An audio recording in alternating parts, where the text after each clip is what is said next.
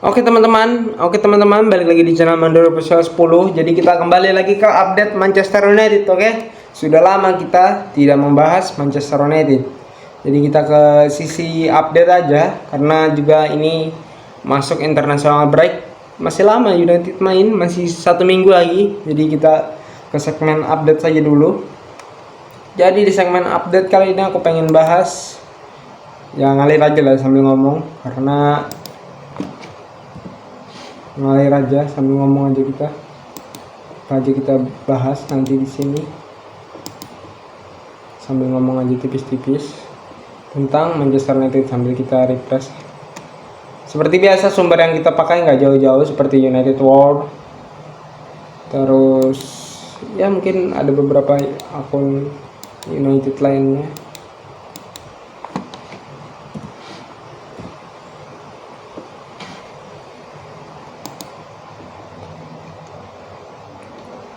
Jadi balik lagi, berita pertama, breaking news pertama itu datang dari Leny Yoro, center back muda yang baru saja musim ini kita datangkan dari Lille.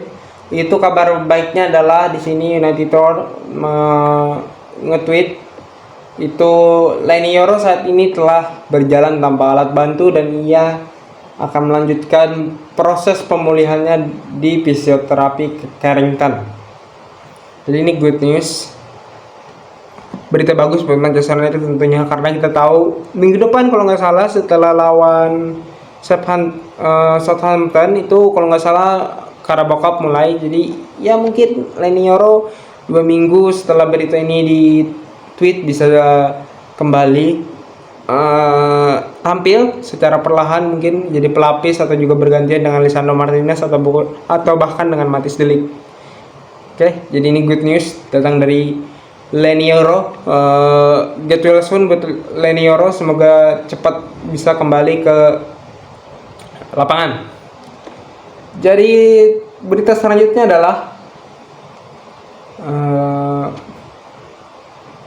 Manchester United telah merilis skuad resmi mereka untuk Europa League musim ini. Jadi kita bacakan, di posisi penjaga gawang ada Bayindir, Hitan dan juga Onana dan juga Mi. Di posisi center back menarik ada Victor Lindelof, Mazraoui, De Ligt, Maguire, Martinez, Malaysia, Leny Yoro, Dalot, Luke Shaw, Johnny Evans, Harry Amas. Itu untuk center back. Terus masuk ke gelandang ada Mason Mount, Bruno, Eriksen, Casemiro, Ugarte. Itu gelandang kita, dan di sini perlu kita garis bawahi bahwa dengan masuknya Casemiro ke skuad Europa League buat musim 2024-2025 itu menandakan bahwa rumor yang beredar saat ini yang mengatakan bahwa Casemiro ingin cabut dari Manchester United terus ingin pindah ke Liga Turki, karena saat ini transfer window, pada time aku record video kali ini, transfer window di League Super Turki itu masih dibuka sampai saat ini. Dan dengan masuknya nama Casemiro dan juga Anthony bahkan di list kali ini, itu menunjukkan bahwa memang Casemiro masih ingin bertahan di Manchester United seperti berita yang beberapa hari lalu, dan ingin memperjuangkan tempatnya di Manchester United. This is menurutku jadi good lah ya, sangat bagus, karena kita tahu kedalaman gelandang Manchester United juga sangat kecil lah, sangat tipis. Ditambah juga Eriksen sudah berumur, walaupun juga Casemiro sudah berumur ya, tapi pengalaman Casemiro sangat dibutuhkan untuk bisa membimbing kayak pemain kayak Toby Collier, Maino bahkan, dan juga mungkin secara perlahan peran Casemiro tidak akan terlalu banyak musim ini, akan banyak mungkin digantikan oleh Ugarte. Jadi seperti itu, kita masih perlu Casemiro sebagai pelapis lah menurutku, dan juga sebagai pemain yang berpengalaman dan juga bermental juara buat bisa melatih para pemain muda yang ada di Manchester United. Itu sih menurutku. Jadi dengan aku melihatnya dengan Casemiro bertahan di Manchester United lebih banyak nilai positifnya daripada nilai negatifnya gitu loh, menurutku pribadi. Oke. Dan untuk striker Rasmus Højlund, Rashford, Joshua Zirkzee dan Amad Diallo dan Anthony juga didaftarkan di dalam skuad ini. Ya good news sih, Semoga Rasmus Højlund juga sudah mulai berlatih dan mungkin akan bisa bermain di laga lawan Southampton nanti. Lanjut ke berita selanjutnya.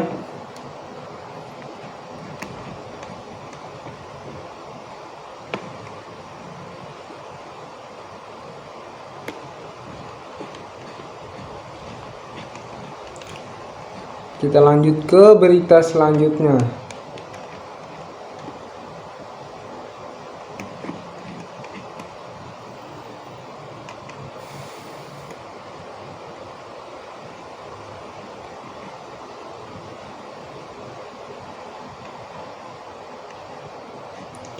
Sambil scroll saja berita apa yang ada.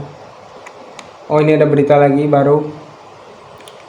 Omar Berada di sini mengatakan bahwa Erik Ten Hag mendapat dukungan penuh dari kami dan kami telah bekerja secara erat selama bursa transfer.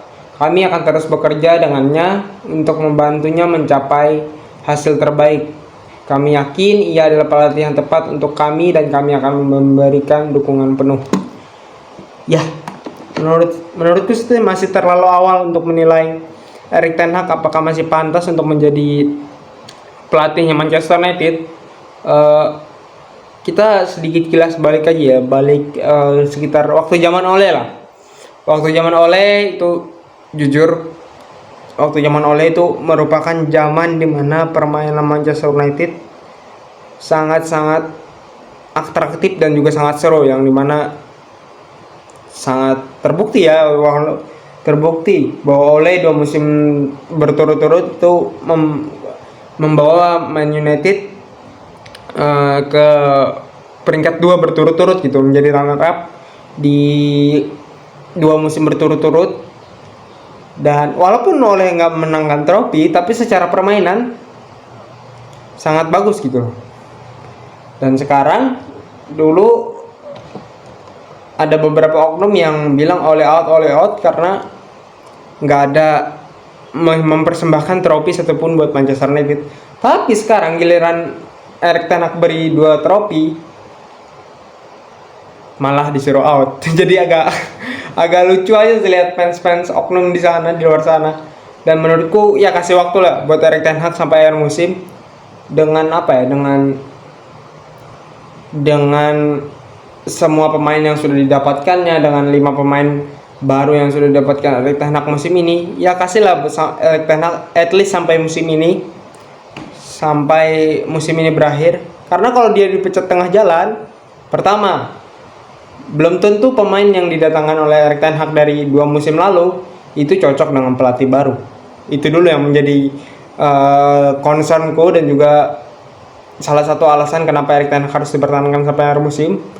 Kalau tidak cocok, maka manajemen klub akan ribet lagi menjual pemain-pemain yang sudah didatangkan di eranya Erik Ten Hag, dan bakal ribet lagi mencari pemain yang sesuai dengan yang diinginkan pelatih penggantinya Erik Ten Hag.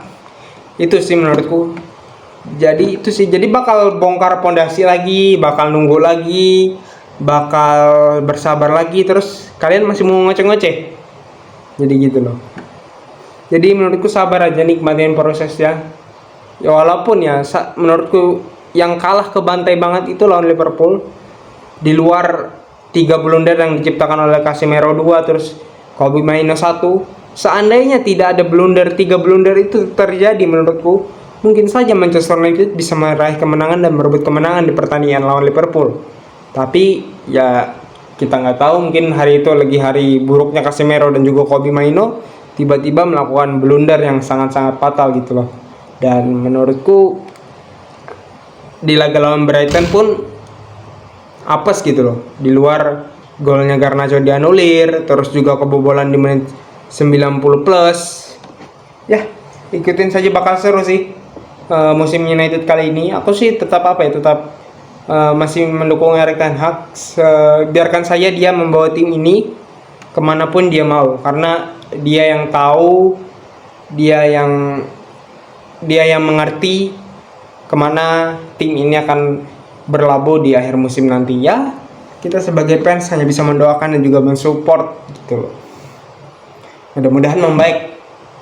Dimulai dari setelah international break laga lawan Southampton.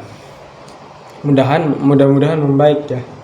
Jadi itu aku sih prepare Erik ten Hag stay sampai akhir musim. Dan juga yang kedua adalah kalau Erik ten Hag dipecat, siapa penggantinya? Thomas Tuchel, Pochettino, Gareth Southgate, ya lebih parah dari ten Hag sih menurutku. Jadi ya tunggu saja sampai akhir musim lah. Siapa tahu Erik ten Hag bisa memberikan kejutan. Who knows? Kita nggak tahu. Lanjut ke berita selanjutnya.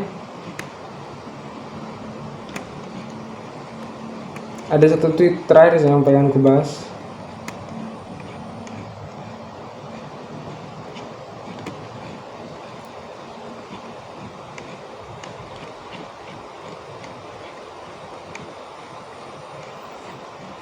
Apakah ada berita lagi? Coba kita scroll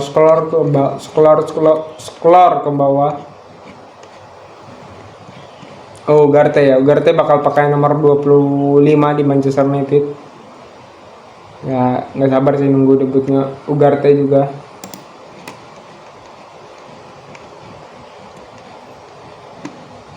Sip, itu dia untuk berita update Manchester United kali ini. Jadi happy weekend buat teman-teman, selamat menikmati akhir pekan bersama keluarga atau juga yang sedang liburan. Happy weekend, mudah-mudahan di weekend depan kita bisa kembali full senyum, dan juga di tengah pekan ini, mudah-mudahan bukan di tengah pekan, awal pekan ini kita bisa melihat timnas Indonesia meraih kemenangan ataupun bermain bagus melawan Australia. Tidak perlu hasil yang muluk-muluk, cuma aku percaya satu hal, kalau permainan kita bagus maka hasilnya pun akan mengikuti gitu loh. Jadi terima kasih. Jangan lupa untuk nonton timnas hari Selasa di RCTI, bisa di RCTI Plus, di RCTI Sport, bisa berlangganan karena sayang banget dilewatkan pertandingan di GBK di home tanggal 10 September jam 7 malam waktu Indonesia Barat. Jadi happy weekend buat para fans timnas Indonesia dan juga Manchester United. Semoga minggu depan kita full senyum, oke? Jadi terima kasih buat teman-teman yang sudah nonton video kali ini. Jangan lupa untuk like, subscribe, comment, and see you the next video. Bye teman-teman.